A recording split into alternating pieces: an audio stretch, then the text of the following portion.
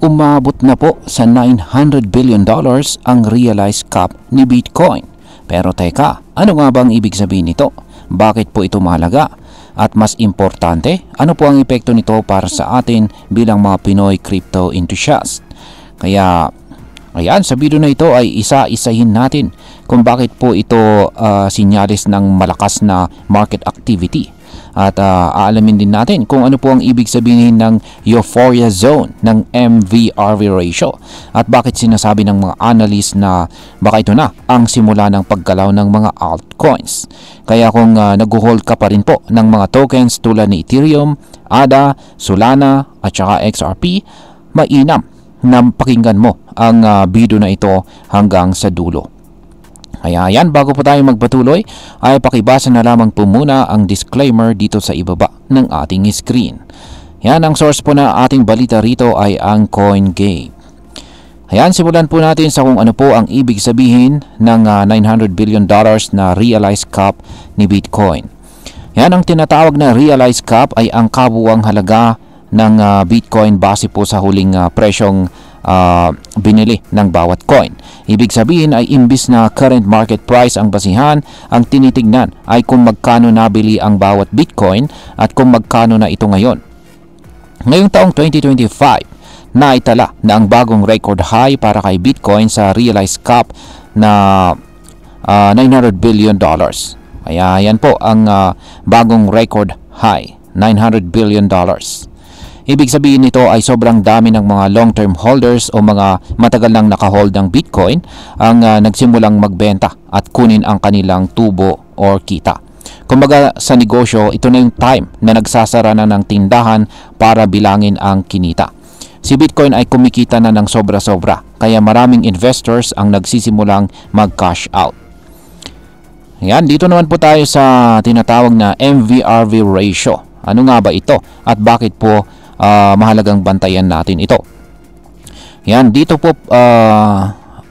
papasok ang isang medyo technical na konsepto. At ito nga yung tinatawag na MVRV ratio or market value to realized value.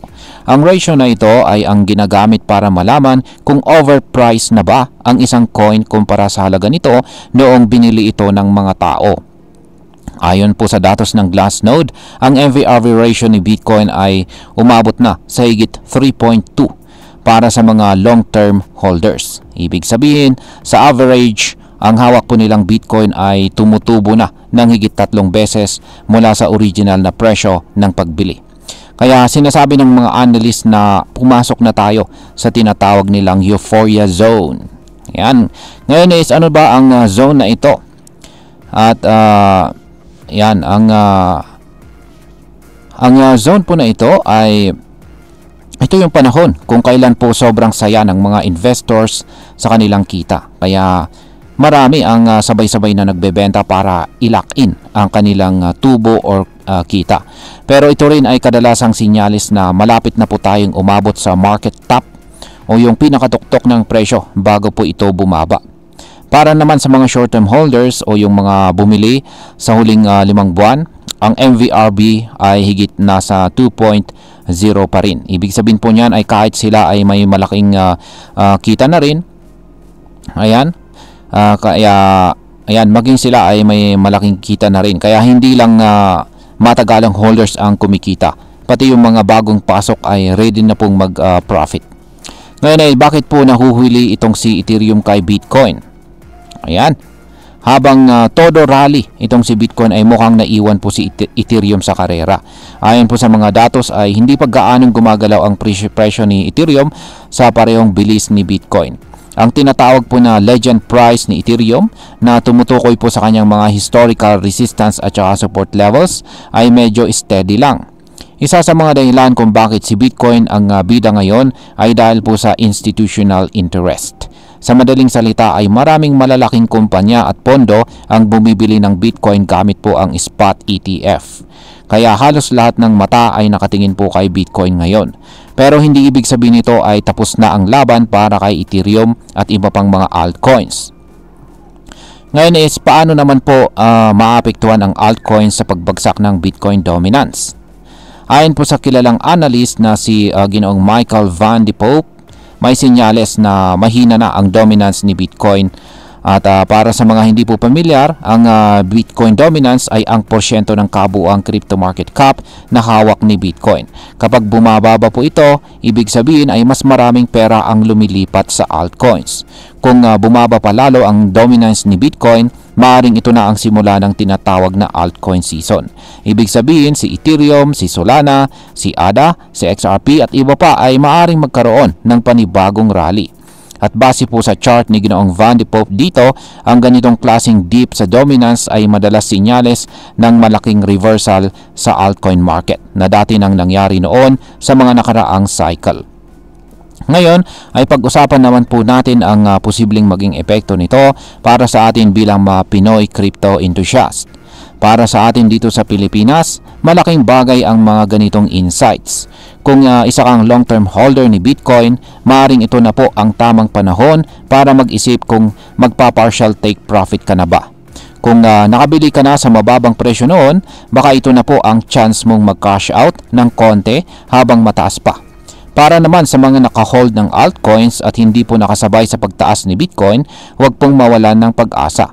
Ayon po sa mga signal, possible na susunod na galaw ay papunta na kay Ethereum at sa mga altcoins. Ito rin ay paalala na mahalaga po ang tamang timing at ang pag-aaral sa data gaya po ng MVRB at saka dominance. Hindi po sapat ang hype, kailangan ay may strategy. Bilang panghuli ay ang masasabi ko naman tungkol dito ay para sa akin ang record high na $900 billion realized cap ni Bitcoin ay isang malinaw na sinyales na nasa mature stage na tayo ng current bull run. Hindi ito nangangahulugang tapos na ang rally, pero ito ay babala na kailangan nating maging maingat.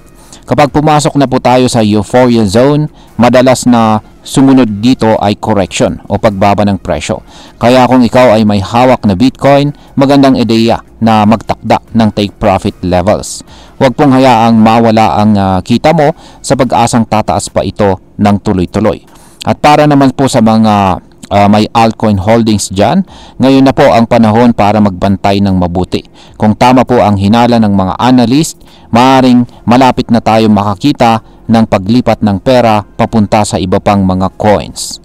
At ayan sa kabuuan, ayan, ang 900 billion realized cap ni Bitcoin, ang epekto ng MVRV ratio at kung bakit po ito mahalaga sa mga decision natin bilang crypto traders at investors ay sana ay nalinawan po tayo tungkol dyan. At higit po sa lahat ay tandaan natin ay hindi po sapat ang hype o chismis kung saan ang tunay na kita ay nasa tamang kaalaman at saka diskarte.